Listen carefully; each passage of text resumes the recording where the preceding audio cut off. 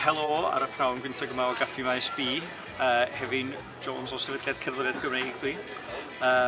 Mae Gwyneth Glyn Bromas a Cisi Crawford yn chwarae yma ar y pnawn dy llun.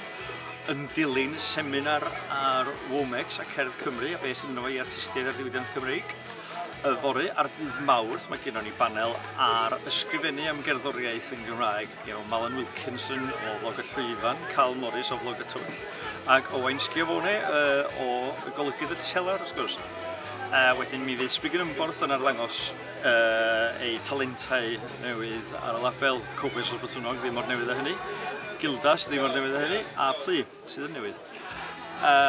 Dydd Mercher mae ganddo ni seminar a panel ar gyllid gyda Llywodraeth Cymru, PRSF a Cyngor Celfyddydau Cymru.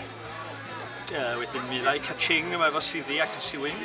Dydd Iau mae ganddo ni panel ar y da, y drwg a beth sydd angen ar y sîn gerddoriaeth yng Nghymru hefo Dilwyn Llwyd, Wil Gargoll, Gareth Iwan o Ec Dair y Cymru. Gwilym Morris o EOS ac o Gwilym Morris a John Hywel Morris o PRS. Wedyn mi fydd label sain neu cwpa a rasal a gwymon yn arddangos efo rods Tsunami George Ruth. Dydd Gwener mi fydd gynddon ni sesiwn ar sut i greu eich digwyddiad a sut i fod arno ar y gigs ac ar wyliau ac yn y blaen i fangau.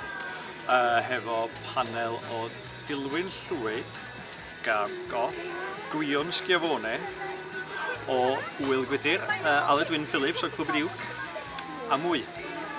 A fi gyda ni artistau o chwarae'r drwg pnawn. Felly dewch i Gaffi Maes B ar y maes, mae'n ddifyr iawn yma.